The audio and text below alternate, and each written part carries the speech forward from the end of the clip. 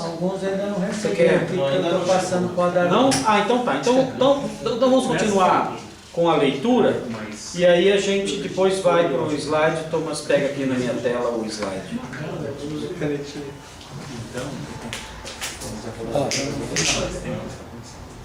Ok?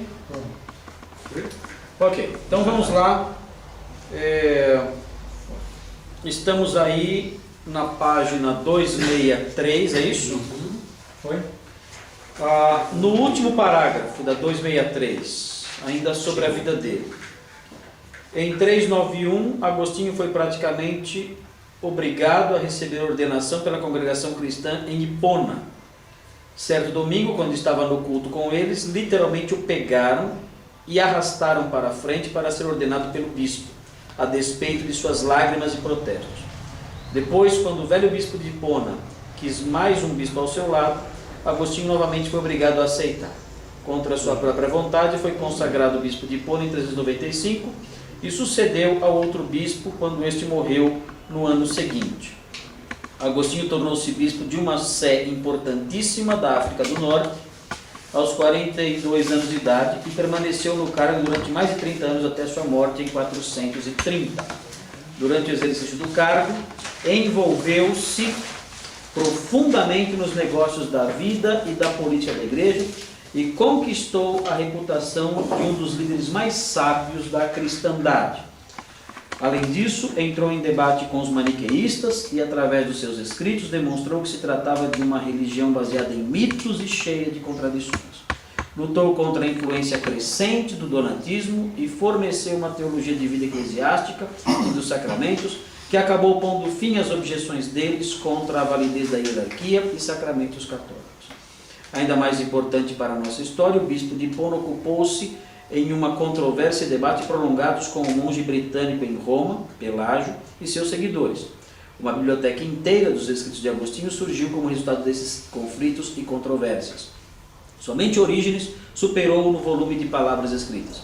Um teólogo espanhol chamado Isidoro de Sevilha supostamente colocou na entrada do escritório, onde guardava todas as obras de Agostinho, a seguinte inscrição: aquele que alega ter lido tudo isso é mentiroso. É interessante que já em vida Agostinho se tornou muito famoso e respeitado, tanto que alguns dos seus livros foram roubados para serem publicados antes, sem autorização dele. Não. A coisa virava. Quando ele publicava uma resposta a Pelágio, por exemplo, publicava um panfleto, uma resposta a Pelágio, ele, sem a coisa estar pronta ainda, ele ainda produzindo alguma coisa, o pessoal ia lá e já roubava. Aconteceu isso pelo menos uma vez, de roubarem os escritos dele para já publicar. Então era... Assim, quando ele morreu, a igreja na Gália quis canonizar os livros dele, para ser Bíblia. É porque ainda não estava fechado o cânon. Não. Ufa!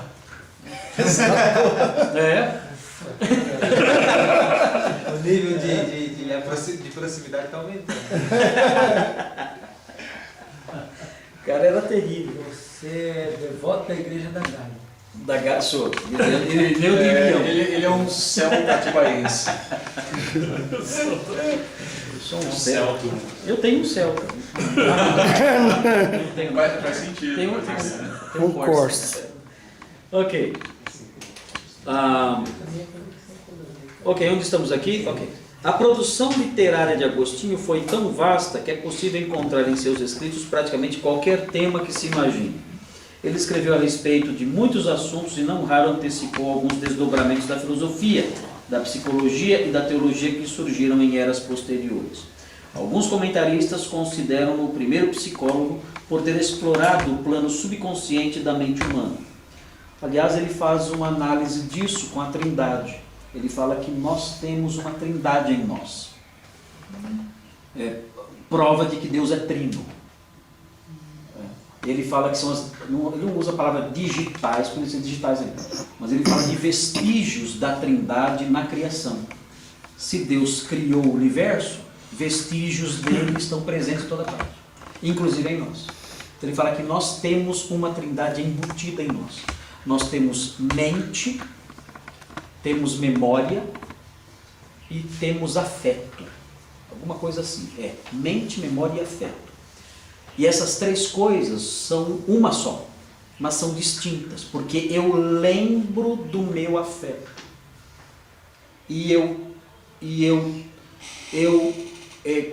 A minha mente sabe que eu tenho memória.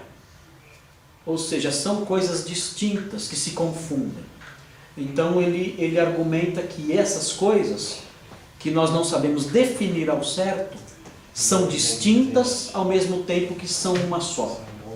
E elas são evidência de que nós somos, num sentido metafísico, né, num sentido não corpóreo, nós somos trinos também.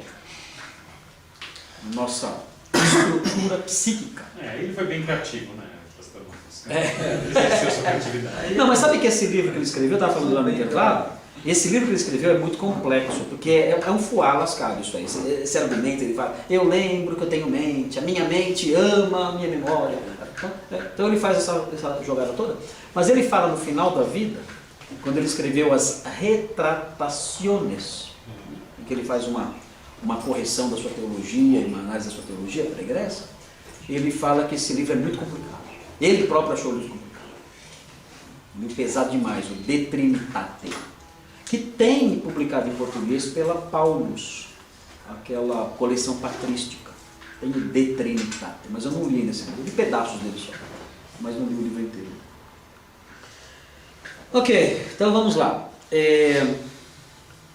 Suas reflexões sobre a criação antecipam, em linhas gerais, a evolução, já que ele rejeitava a interpretação literal dos 7 dias da criação e entendia os dias da criação como épocas ou eras de duração indefinida, durante as quais Deus operou na natureza para criar os seres vivos. Isso aqui está as próprias confissões falam sobre a criação. Nas confissões. Na verdade ele alegoriza mesmo. Ele alegoriza nesse aspecto. Ele fala por que não crê nos 7 dias literais? Não lembro dele falar sobre isso, mas Agostinho ele se apega às vezes a um detalhe e ele começa a divagar em torno desse detalhe. E a coisa vai embora, ele vai longe naquele detalhe. Isso é nas confissões que ele... Nas confissões que ele Quando faz. ele tem um capítulo que ele fala e Deus criou Deus, depois criou Deus. Ele fica viajando. Sim. O pedaço está esquisito. E aí ele escreve durante um longo tempo, depois volta de novo ao versículo, ele divaga muito. Tem uma mente muito divagadora nesse aspecto hermenêutico. Ele não observa os princípios hermenêuticos da igreja reformada, não tem esses princípios. Ele é um cara que tem como padrão o modelo de Ambrósio. Alegorizado. Ele alegoriza. Agostinho, na verdade, não é um bom exegeta. Ele não é um modelo de exegeta para nós. Não dá para tê-lo como modelo de exegeta. O padrão que ele segue não é um padrão que dá para a gente se fixar nele. Claro que a teologia dele é saudável em muitos aspectos, né? Mas isso não decorre tanto da exegese que ele faz. Ele não é um cara que trabalha com o texto de modo científico como a gente trabalha hoje. Né? Ele não faz isso. Dialoga com o texto buscando sentidos que transcendem bastante aquilo que o autor, na verdade, tinha em mente. Ele é perfeito, Não tem jeito. Mas por exemplo, note, por exemplo, a questão do dia-era.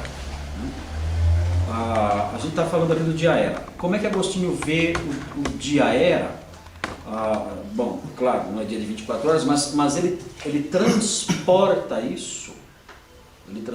isso para a linguagem de Hebreus. O autor de Hebreus fala, resta, portanto... Bom, o autor de Hebreus ele descreve o sétimo dia, fala, Deus descansou da sua obra no sétimo dia. E o autor de Hebreus comenta isso, dizendo assim, resta, portanto, um descanso sabático. No nosso texto não está sabático, mas é um sábado. Resta, portanto, um sábado para o povo de Deus. O autor de Hebreus fala isso. E o autor de Hebreus fala, não entrarão no meu descanso, relacionando isso com o sétimo dia. O sétimo dia é o que então? No livro de Hebreus, o sétimo dia é o descanso perene de Deus. Ou seja, pelo menos o sétimo dia é um dia era.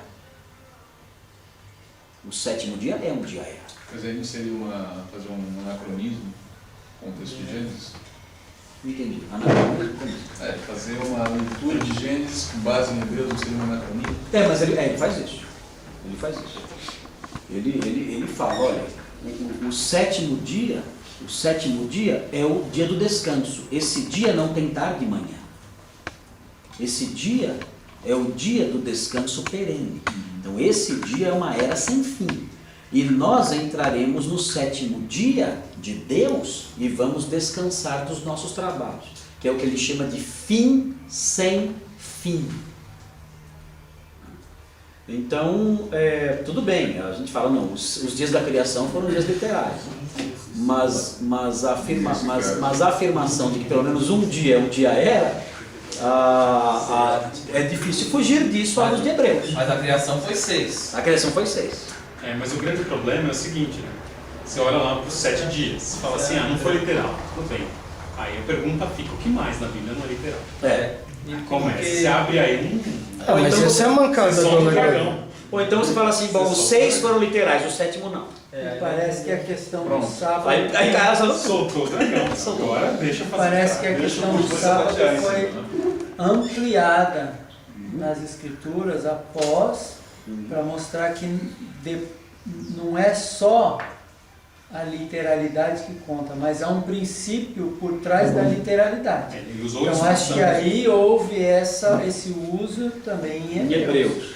Não que o autor de Hebreus tenha olhado para lá e tenha falado, olha, o sétimo dia lá é esse sétimo dia que eu estou dizendo aqui. Esse problema hermenêutico se replica no Novo Testamento inteirinho. Não dá para ignorar isso. Ninguém tem... Quem é que põe os limites de onde vai tudo isso? Fica complicado. Os limites seriam o próprio Novo Testamento. Dizer, onde ele fala que amplia, deixa ampliar. Onde ele não fala nada, fica quieto. Mas uma coisa, bom, eu não sei.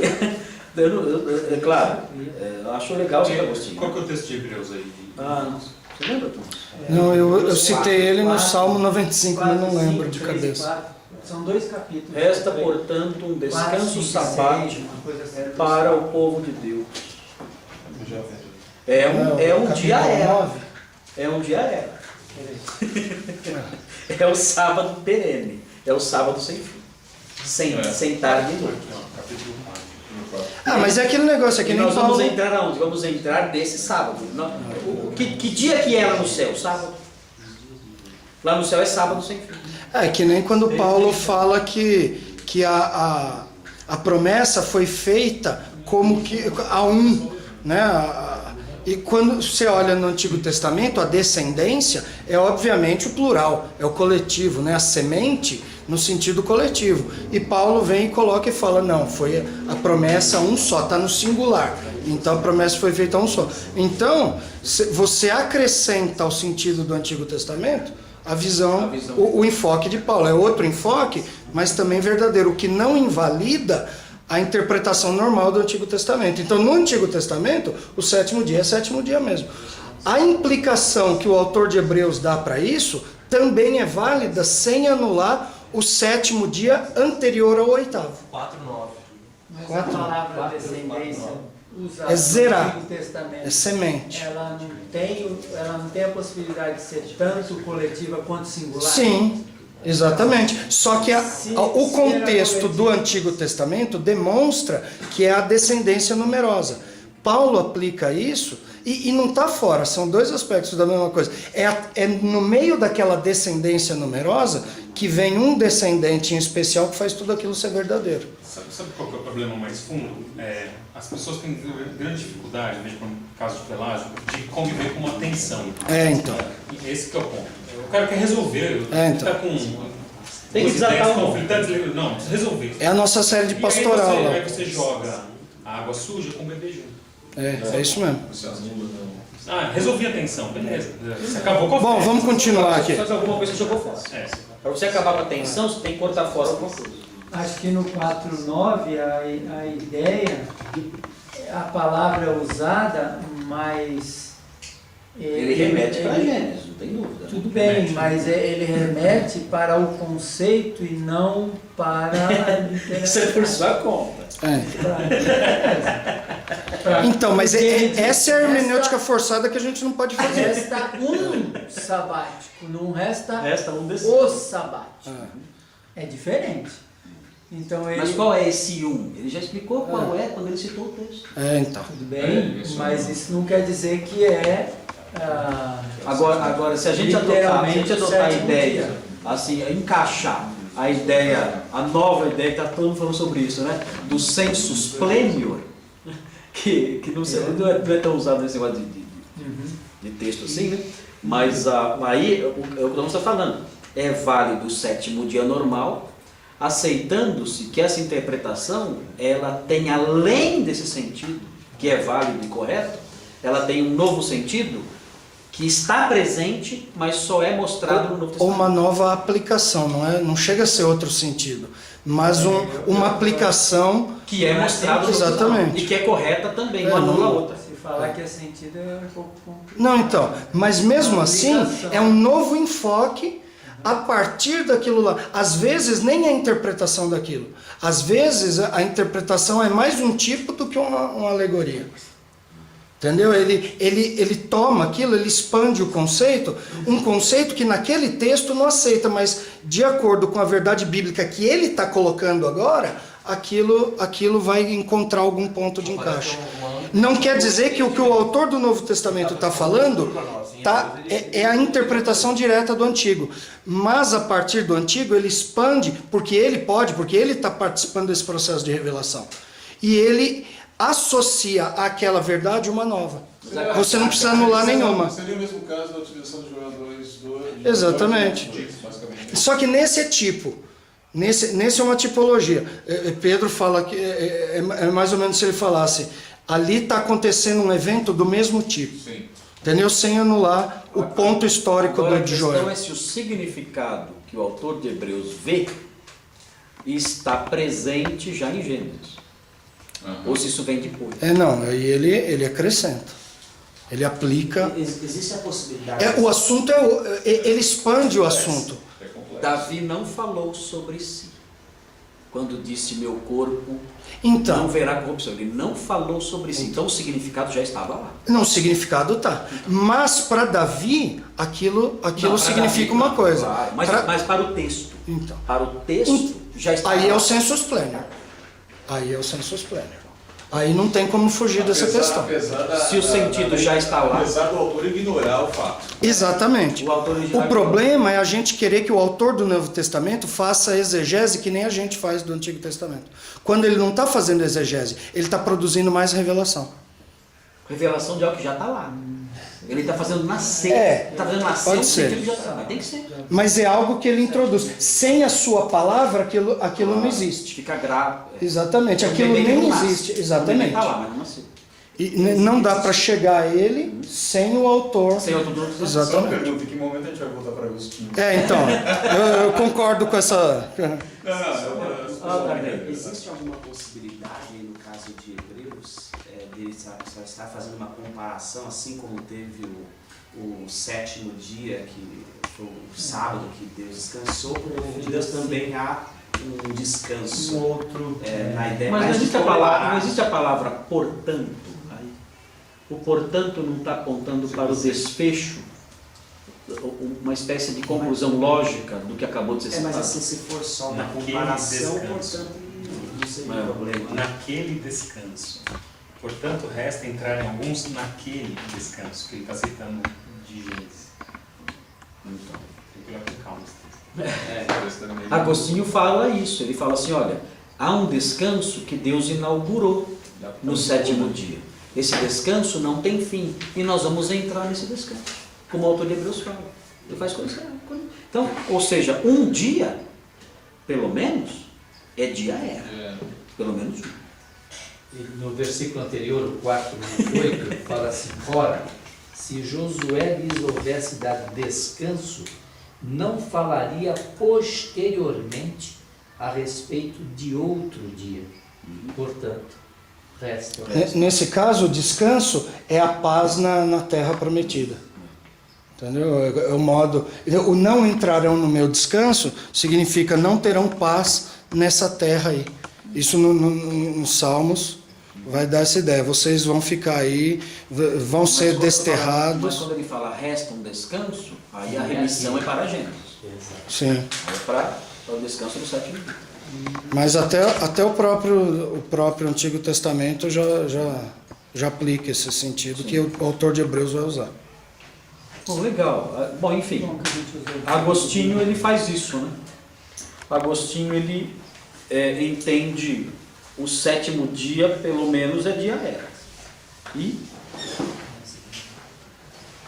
agora, o entendimento dos outros dias como dias eras, aí já fica por conta dele. Pertinente para a nossa história é que, infelizmente, o escrito de Agostinho contém muitas contradições aparentes. Seus pensamentos a respeito de muitos assuntos teológicos foram se desenvolvendo e alterando no decurso do tempo. Portanto, é importante notar transições dentro do seu pensamento. Por exemplo, em sua teologia inicial, defendia uma ideia não determinista da liberdade humana, contra os maniqueístas deterministas. Isto é, Agostinho começou argumentando que o pecado e o mal não são, de modo algum, determinados por Deus, mas são produtos do mau uso do livre-arbítrio humano. Posteriormente, em debate com Pelágio, os pelagianos, os chamados sem-pelagianos, mudou de opinião e começou a interpretar a liberdade humana como a capacidade somente de pecar e de praticar iniquidade, desconsiderando a graça divina de transformação. Colocou a liberdade e a soberania de Deus acima de toda a liberdade humana e qualificou o arbítrio humano, quando deixado por conta própria, de iníquo. Também no início de sua carreira teológica, Agostinho considerava que a fé era a contribuição humana à salvação, uma ideia sinergística. Posteriormente, em relação a Pelágio, considerou que a fé era uma dádiva de Deus, uma ideia mais compatível com o monergismo. A teologia de Agostinho é mais evolucionária do que inconsistente. É preciso ter cuidado para não interpretá-la de maneira errada. Embora tenha deixado tensões não resolvidas em sua teologia, Agostinho sempre lutou pelo ideal da total consistência sistemática. Da mesma forma que os pais capadócios, reconhecia a existência do mistério. Supostamente, Agostinho comentou que a doutrina da Trindade era misteriosa e perigosa, pois se você negá-la, perderá a salvação, mas se tentar compreendê-la, perderá a cabeça. Claro que isso não impediu de escrever centenas de páginas explorando o mistério e tentando torná-lo tão inteligível quanto possível. Mas em sua carreira de bispo e teólogo, Agostinho constantemente permitia que seus pensamentos fossem moldados pelas necessidades do momento, sob a autoridade da palavra de Deus. Portanto, ao ser confrontado com uma nova heresia, dispunha-se a repensar sua teologia anterior para combatê-la. Reconheceu abertamente que tinha escrito coisas no início da carreira que eram inconsistentes com seu pensamento maduro, porque Pelágio e o pelagianismo surgiram no seu caminho.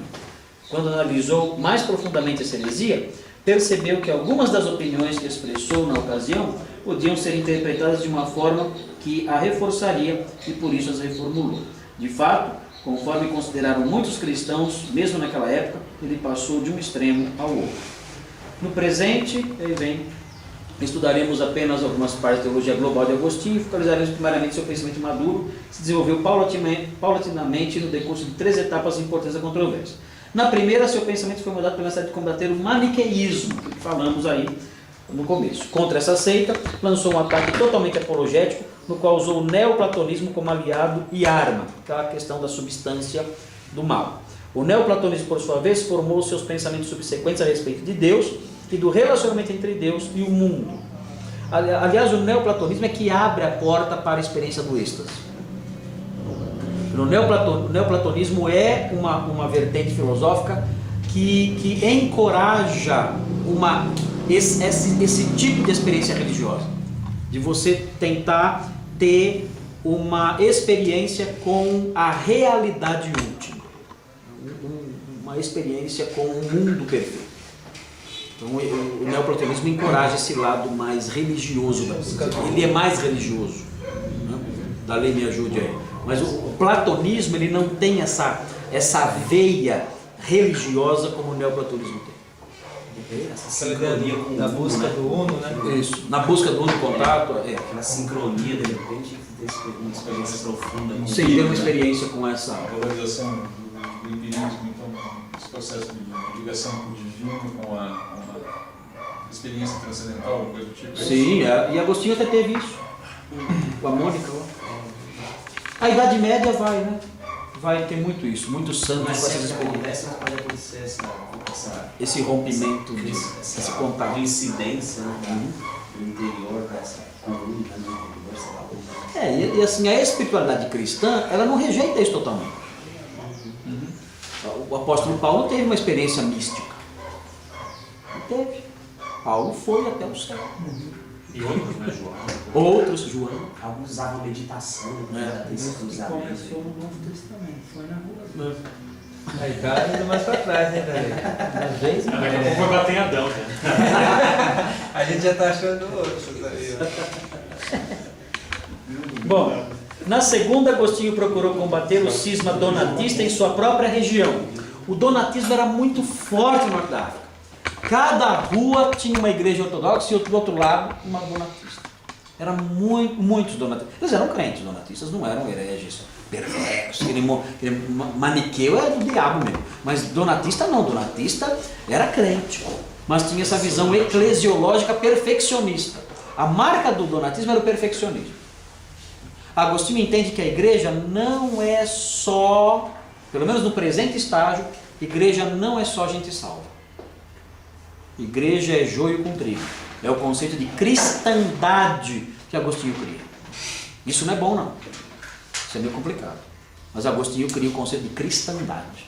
A igreja não é só o povo santo, bonitinho, dando bonitinho. Não agora.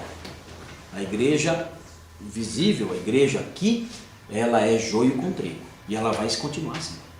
Ela vai continuar assim até o dia final.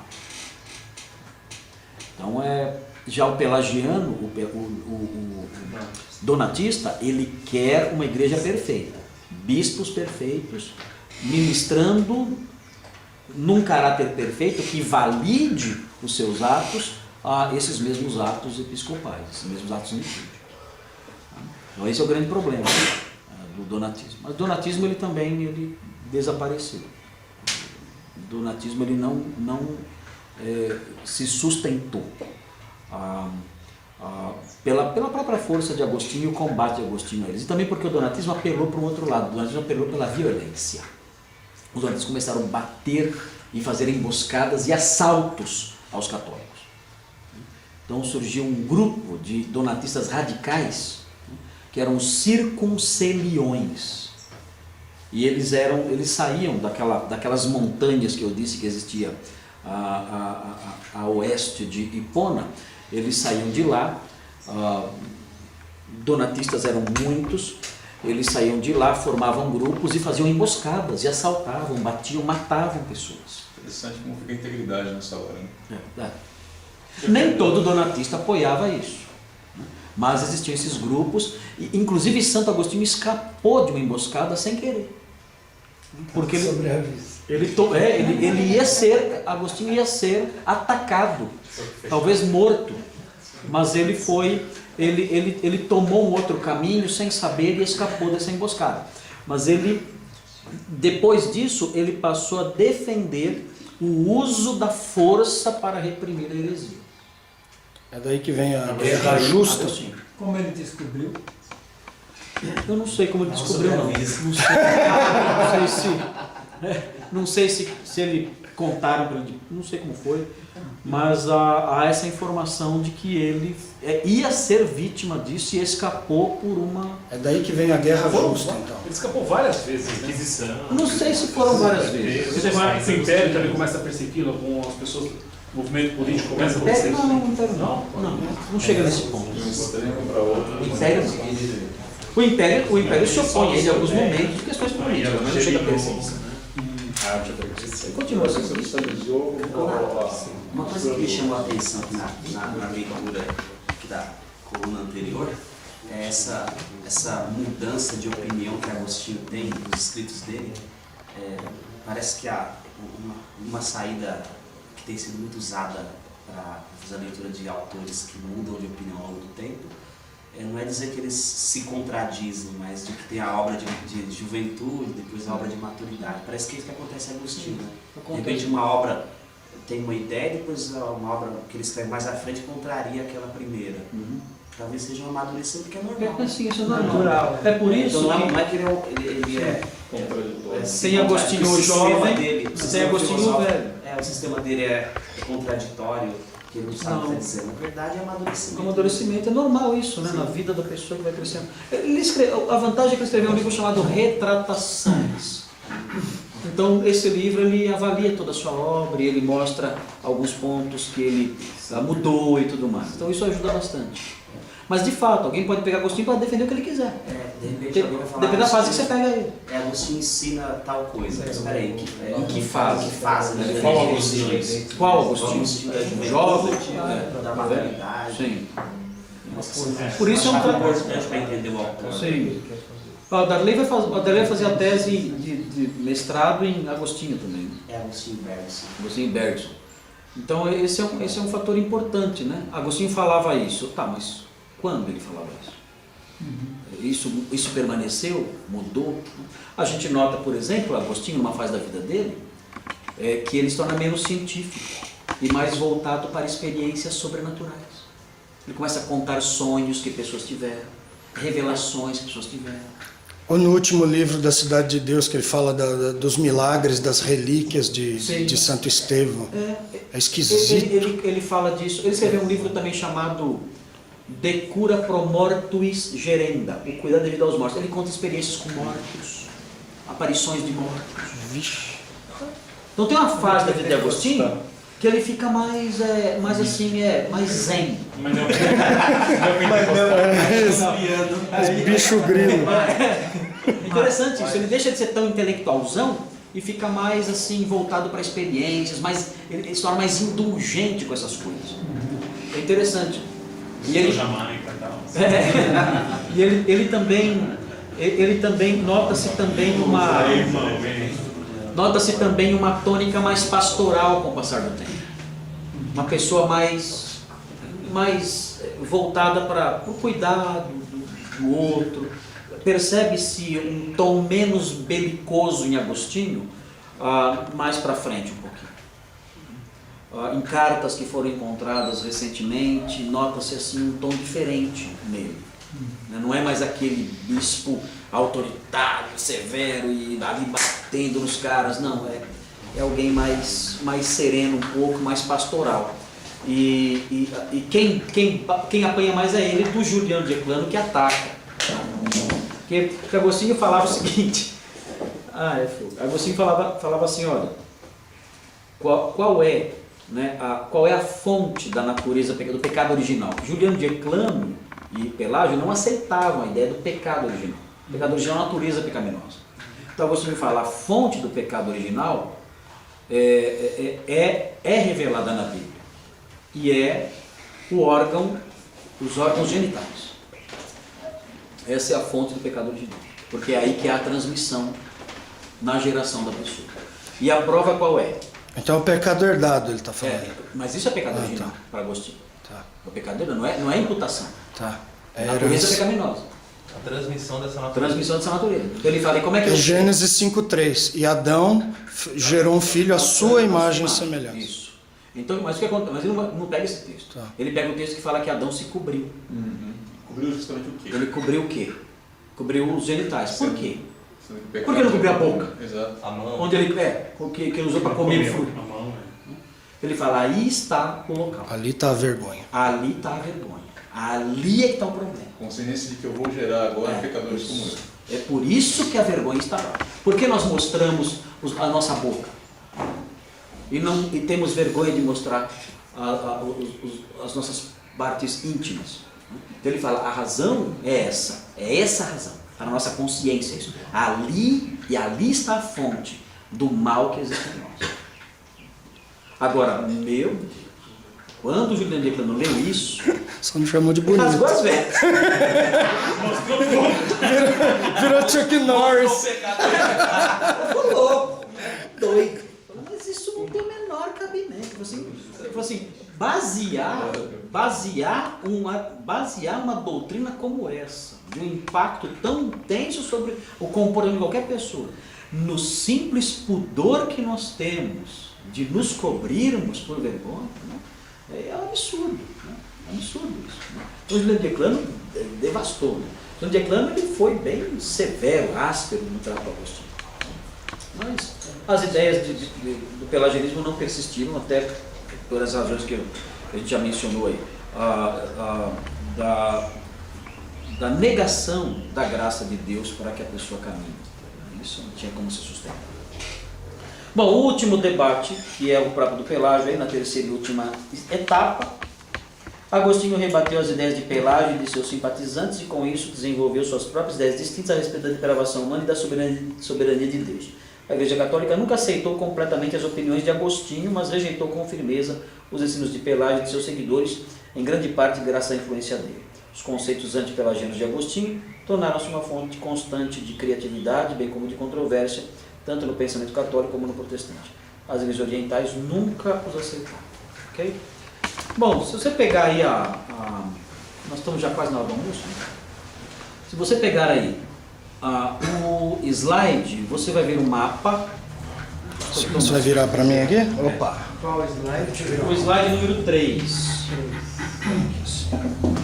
O slide número 3. Eu vou pegar ele agora. Nesse slide você consegue situar. Peraí, então, assim tá. Não, tá beleza. Isso, assim porque não reflete. Segura aí. Fechou. Aí? Beleza. Então você consegue situar aqui, onde está o círculo, a região aí da atuação de Santo Agostinho. Está chamada Hipona Régia. Tem uma outra Hipona que não é a Hipona Régia, mas ele foi ministro na Hipona Régia. Vocês receberam aí? Ok. Então onde a Argélia e tem a pontinha aí, a Tunísia. Note que não é longe da Itália, né? Não. Assim de chegar lá, rapidinho. Aliás, esse é o motivo da guerra no passado. Exatamente. As guerras púnicas. As guerras púnicas, né? Cartago era aí. Olha lá, tá lá Cartago. Então você vê aí a Espanha aí, ó, a nossa viagem no futuro pode começar na Espanha, atravessar o Estreito, passar pelo Marrocos, chegar até a Argélia, da Argélia subir até Óstia, de Óstia ir até Roma, de Roma ir até Milão, de Milão até Pávia, e aí volta para o Brasil pobre. Volta e chora. 2 anos. Bom, o Isaac não está mais. Isso porque um cara negou aí, né? Isaac meteu o pé na Air France. Pisou na bola. Bom, um outro, pulando aí as explicações, aqui vocês têm o resuminho da vida de Agostinho, e agora você tem aí as viagens de Agostinho. Estão vendo aí? Mais um mapa, e você vê aí de Cartago a Roma, de Roma, ali subindo, vai até Milão, e a coisa caminha assim. Termina na final do Mundial, no Japão. Então, agora tem algumas fotos interessantes. Aqui você tem Hipona Régia. Tá? Oi? É a próxima, Hipona Régia. Hipona, na verdade, são essas ruínas aqui. Ali atrás você vê a igreja e tem um vilarejo aí. Tem uma vila aí. Mas não é a cidade de Abana que existe hoje lá. Mas Hipona era aqui mesmo.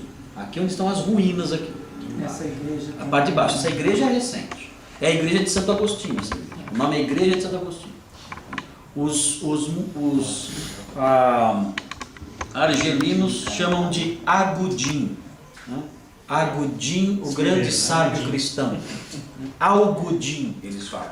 Não conseguem falar Agostinho, então Algudim, o grande sábio cristão. Mas aqui está um pedaço de Agostinho, não todo o corpo dele, mas um pedaço do corpo dele. Um pedaço? Um pedaço. Ô, louco! Uma falange. Falando, não é um pedaço do braço, a gente vai ver da foto. Vai mostrar a foto do braço ainda. Coloca censura aqui nesse vídeo.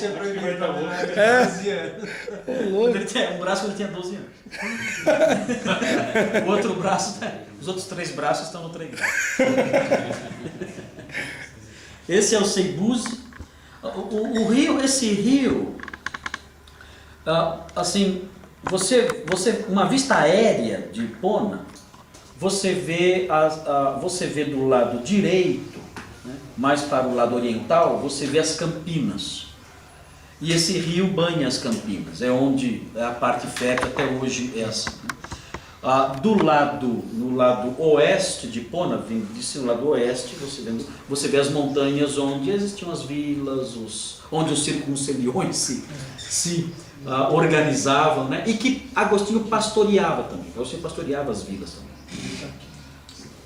Então, havia essa atividade no meio do povão. Agostinho trabalhou com o povão mesmo. Agostinho, quando pregava, o povo entrava na igreja e saía. Tá no mercado. No mercado, porque lá fora rolava o mercado. Então o povo entrava e saía, e ele lá pregando. Então por isso Agostinho ele criou um modelo de pregação que é circular. Você pode pegar o sermão em qualquer ponto e você consegue ouvir ele inteiro. Porque a pessoa entrava, saía, voltava, eles ficavam de pé. E Agostinho sentado na cátedra, né? Na absídio. É absídio que fala? Absídio, cara. Absídio deve ser. Absídio é isso aqui, ó, vocês estão vendo? É o B-window de hoje, só que não tinha janela, né? É uma saliência, assim. B-window. Beduíno. Beduíno. E a B-window. Carlos que... a colaboração da minha avó, como é que é mesmo? A Binduindo. Binduindo, essa foi a colaboração da minha avó. É algo parecido com isso que tinha. Era assim, bom, acho que eu tenho aqui a foto. Não. A visão do líder. Olha ele aí, ó, sentado. Essa é a foto mais antiga de Agostinho. Foi 3x4, eles que ampliaram. Mas assim, havia como que era a catedral, ela tinha em formato quadrado, mas na frente ela tinha uma meia-lua. No centro dessa meia-lua ficava uma cátedra, por isso o nome catedral. Aquela cadeira, era uma cadeira. O bispo sentava na cadeira e pregava sentado. E a população toda, o povo todo, ficava de pé ouvindo a pregação. Mas nesse entrar para ouvir a pregação, o povo entrava e saía, ia no açougue, comprava verdura, voltava e continuava ouvindo o sermão. Então ele criou esse sistema de pregar em círculo. Uma pessoa ouvia o sermão sempre inteiro. Percebeu isso, né? Percebeu. Então ele pregava desse jeito. Então a pessoa sempre ouvia tudo. Não tinha como. E é interessante, no final da vida ele falou, olha, a vida inteira eu preguei sempre a mesma coisa. E vocês continuaram cometendo os mesmos pecados. Eu sempre pregando contra os mesmos pecados que vocês continuavam persistindo e praticando. Essa é a frustração dos pastores. Acaba o ministério, você olha e não mudou nada. 50 anos pregando, você olha e não mudou nada. Continua a Dona Maria fazendo fofoca. Bom, eu quero mostrar para vocês isso aqui nós vamos ver depois do almoço, a parte da liderança dele.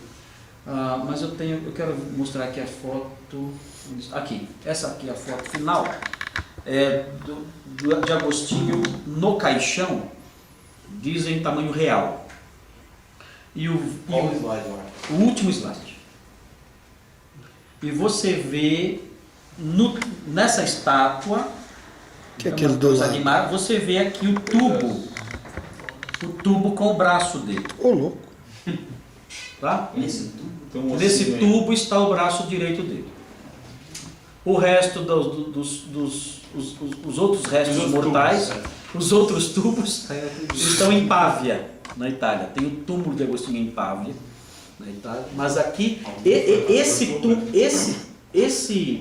Essa estátua aqui está na igreja de Santo Agostinho em Abana, em Hipona, aquela que nós vimos ali na Argélia. Onde morreu. Onde ele morreu. Então lá ficou esse, aliás, não é que ficou lá, foi trazido para lá esse pedaço. E colocaram nesse tubo e fizeram a estátua. E o resto levaram para a Itália? O resto está em Pávia. Houve uma circulação das relíquias, né, e até que resolveram colocar. Que é Assim, eu acho que sim. Eu acho que dá para acreditar porque não é algo assim tão antigo e acho que é possível sim seguir, porque existe a trajetória das relíquias do corpo dele bem traçado. Então acho que é possível sim que seja ele. É difícil acreditar quando é relíquia de Paulo, dos Reis Magos, né? Assim como Mas no caso dele acho que não é difícil. Com a cabeça, o crânio de João Batista quando ele tinha 12 anos. Isso aí já não dá. Mas aqui acho que eles traçam a trajetória dos restos mortais dele com uma certa precisão. As datas, tudo, até chegar em Pávia, né? E esse pedaço aqui. Então é interessante, né? O que esse bracinho produziu. O prestígio também que ele já tinha quando morreu, talvez faz com que a preservação da relíquia dele seja mais... Com certeza. Ele tinha muito prestígio. Conseguiu prestígio depois, aí você vai buscar lá atrás a pessoa aí já fica difícil. Mas ele morreu e já tinha prestígio. Aliás, o próprio São Jerônimo, que foi um grande oponente, eles brigaram muito. São Jerônimo e Agostinho não se deram muito bem. A princípio, Agostinho, como não falava hebraico, ele escrevia para São Jerônimo para tirar dúvidas. Mas houve controvérsias entre os dois. E nessas controvérsias, Jerônimo era muito orgulhoso. Jerônimo escreveu um livro chamado Vida dos Homens Ilustres. Tinha um E capítulo. um dos homens ilustres é ele. Ah, nossa!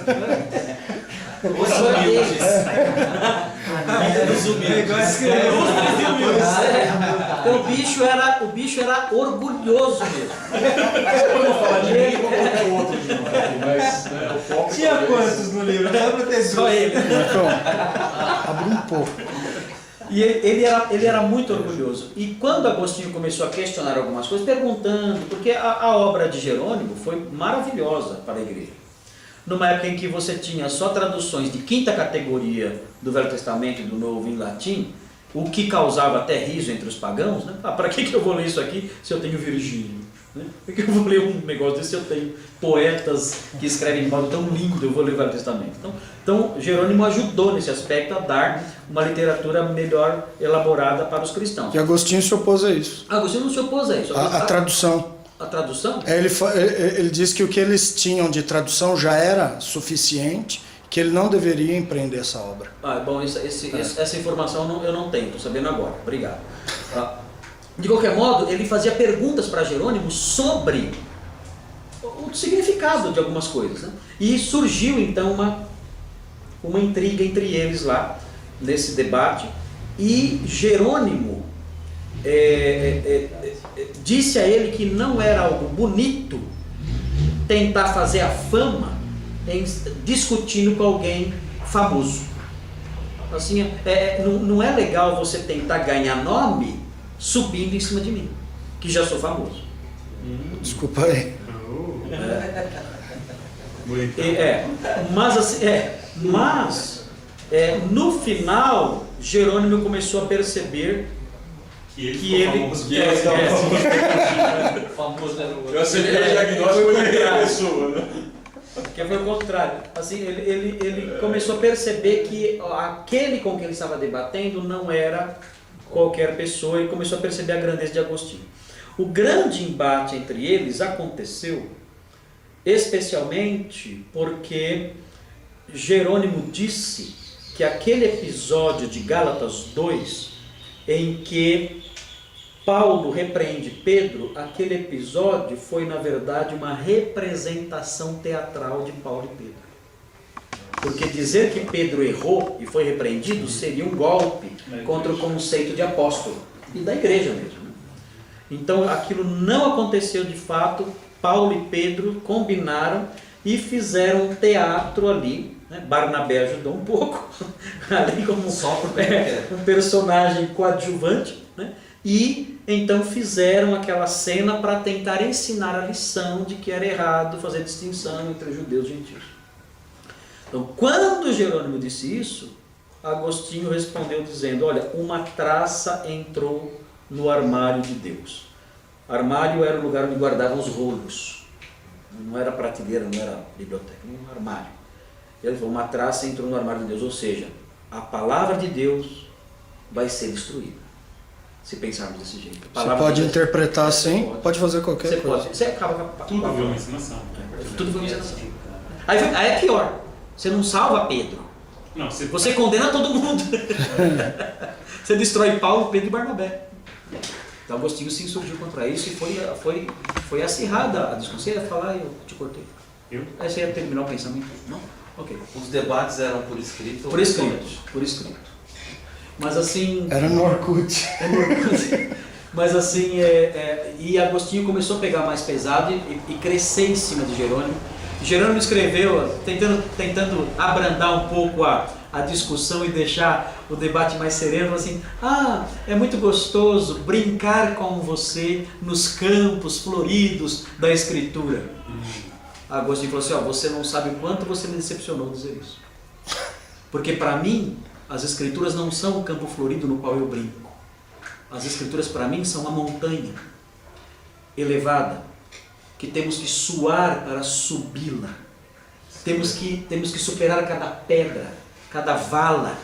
É muito difícil caminhar por ela. Não é um campo florido para a gente se divertir. Não é isso que eu estou fazendo. Não estou me divertindo. Eu estou suando no calço. O UFC já tinha... No Facebook estava cheio de curtir.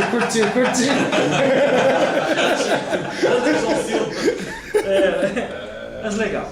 Bom, gente, então, no próximo bloco, eu não sei se todos vão estar, acho que alguns têm compromisso, já me disseram, mas quem estiver, então nós vamos ver a visão da liderança de Agostinho. Eu enumerei algumas coisas aqui, nós vamos estudar essas coisas, esses itens, depois do almoço. Aí nós creio que o próximo espaço de tempo que nós temos vai possibilitar a gente conhecer cada um desses aspectos aqui. Então é muito interessante, nós que somos líderes, né, conhecermos essa visão. Eles debateram a respeito de Maria, qual a tradução? Acho que não. A questão da voz passiva e da voz ativa da tradução. Eu acho que isso não aconteceu nessa época, Marcos.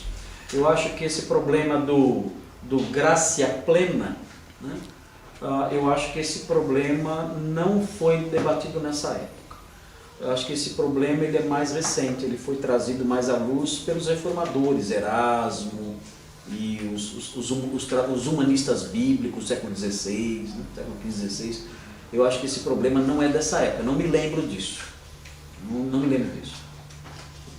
Mas eu tinha a impressão, eu acho que essa impressão ela foi passada talvez pelos comentaristas, que Agostinho ele tinha recepcionado de modo otimista a Vulgata Latina. O Thomas está falando aí que não, que Agostinho foi contra a tradução da Vulgata porque não era necessário.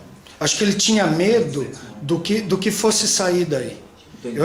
Pelo que eu me lembro era esse, ele estava receoso da tradução talvez não ficar boa, então era esse o caso. Por ele não dominava, fazer o latim, nem o grego, nem... Na verdade foi o contrário, né? Porque de um modo geral a Vulgata foi boa. Mas isso só foi descoberto depois. A Vulgata unificou a bagunça que era. Agora não sei se Agostinho teve essa percepção disso depois. Não sei. Eu vou fazer uma propaganda para vocês. Deixa eu ver se eu pego aqui.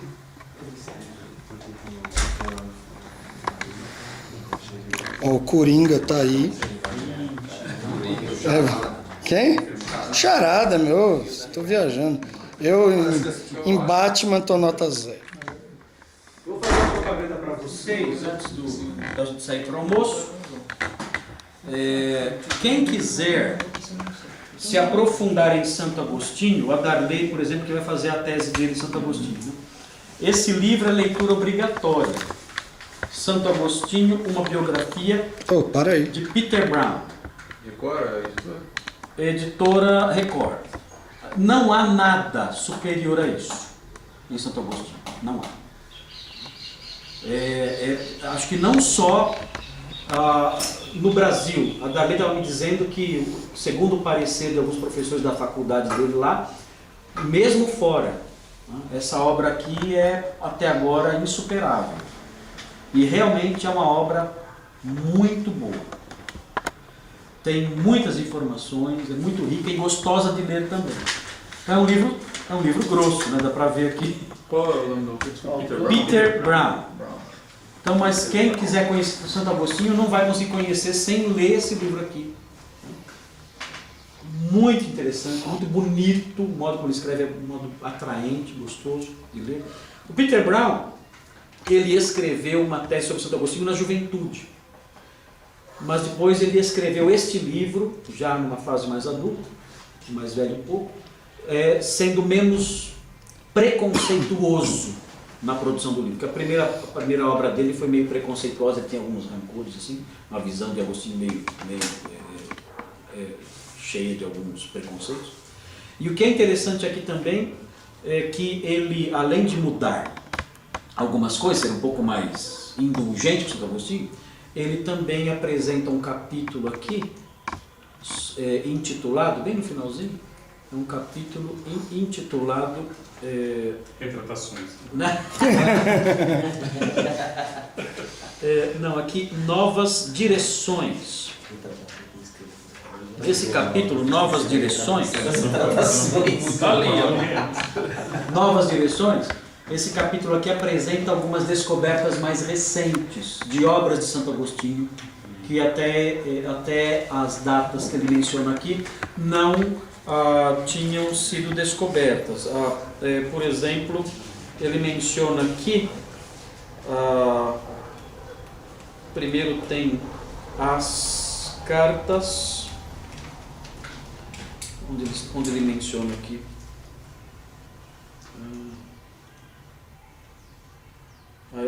aquele comenta as cartas já. Desculpe, eu estou confundindo. Você fez a anotação? O capítulo é este aqui, Novas Provas, não são novas direções, Novas Provas. Este é o capítulo que trata das descobertas mais recentes. Isso é um apêndice do livro? Não, é um capítulo. Não, é porque é número 1. É um apêndice, sim. Tá certo. É o epílogo. Porque tá. o livro é dividido em seções. E as seções então começam cada uma com a nova numeração. Mas aqui essas novas provas que ele enumera, em um grupo de sermões achados em 1975, é bem recente, e um conjunto de cartas encontrado em 1990. Recente. Então é muito legal. Aonde? Lá? É lá mesmo? Agora o conjunto de sermões são sermões de Cartago. Eu não lembro agora aqui o local exato do encontro dessas obras. Vamos ver se tem mais lá. Isaac já está querendo organizar. Vai que na nossa viagem a gente acha, né? Isaac Jones. Mas eu não sei. Em busca dos manuscritos de Agostinho. Perdidos. É que a gente acha outro braço para de Agostinho.